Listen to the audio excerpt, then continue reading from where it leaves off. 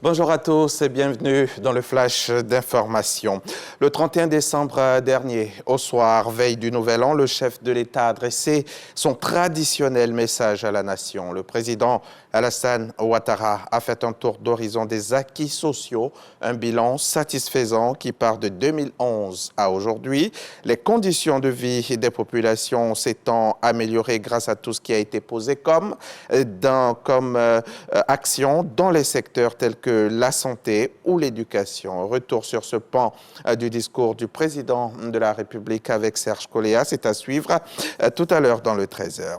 Allons-y à Ferkessédougou et à Kong, région du Tchologo, dans la zone septentrionale de Côte d'Ivoire. Là-bas, les hôpitaux généraux sont désormais dotés d'ambulances médicalisées équipés d'une unité de réanimation. De quoi assurer donc une prise en charge efficiente des malades sur place. C'est un don du président de la République, c'est ce que nous dit notre reporter Kader Sogodogo.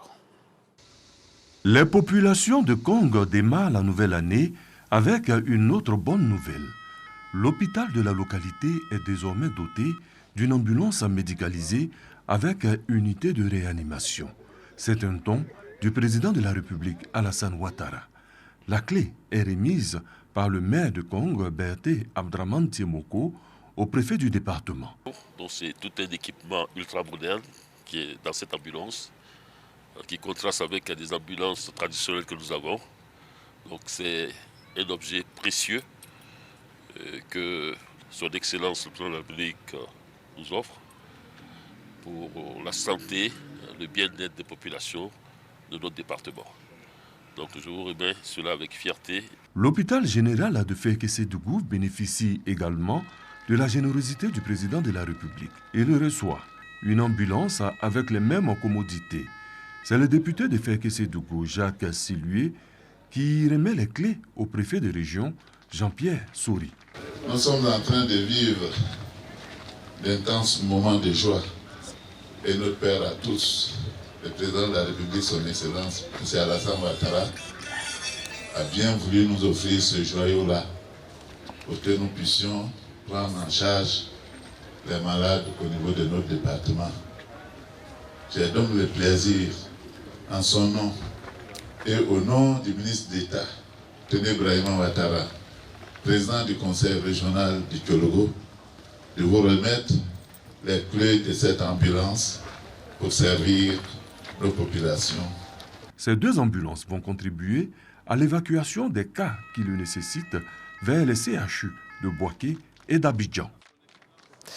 Les directeurs régionaux de l'environnement viennent de recevoir leurs véhicules de fonction, une quarantaine de véhicules donc pour mieux accomplir leur mission. Un lieu choisi pour la cérémonie de remise des clés, le parc national du Banco. C'était en présence bien entendu du ministre de l'Environnement, mais aussi de notre reporter Eugène Atoubé. Son reportage complet à 13h. Alors que les combats entre l'armée congolaise appuyée par les groupes armés locaux baptisés Wazalendo et le M23 soutenu par le Rwanda ne cessent de s'intensifier depuis le sommet avorté de Luanda le 15 décembre dernier. Le groupe rebelle a pris le contrôle de la ville de Katale vendredi. Située à quelques 70 km à l'ouest de Goma, la localité est considérée comme le dernier verrou avant la ville de Massissi, chef-lieu du territoire du même nom.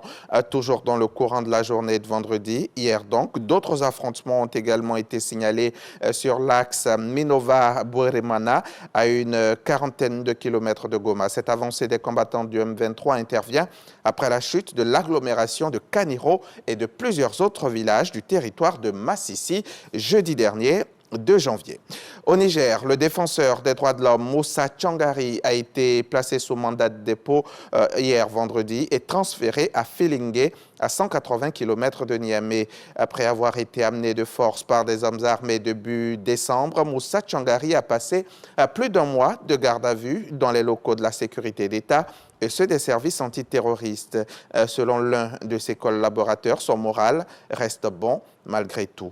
Moussa Tchangari était visé par 3 chefs d'accusation déjà connus: atteinte à la sûreté de l'État, association de malfaiteurs en lien avec le terrorisme et apologie du terrorisme. mais il a également été inculpé de 2 nouveaux chefs d'accusation, atteinte à la défense nationale et intelligence avec des puissances ennemies. Avec le soutien actif de Donald Trump, le chef de la Chambre des représentants a été reconduit à son poste de speaker au 2e tour de vote. Le scénario d'un psychodrame de 22 jours pour l'élire l'année dernière en remplacement de Kevin McCarthy a donc été évité, mais sa réélection s'est faite de justesse. Il aura finalement fallu 2 tours de vote à Mike Johnson donc pour être élu. Au premier tour, le speaker n'avait pas les votes suffisants. 3 républicains ont voté contre lui et 5 se sont abstenus. Or, à la Chambre des représentants, la majorité républicaine ne dispose que de 5 voix d'avance sur les démocrates. Entre-temps, Donald Trump a dû interrompre une de ses parties de golf pour appeler personnellement les élus récalcitrants et les convaincre le temps d'un coup de fil de voter pour Mike Johnson, sur lequel il compte bien s'appuyer pour mener sa politique. Fin de ce flash, le journal, c'est à 13h. On se retrouve donc tout à l'heure.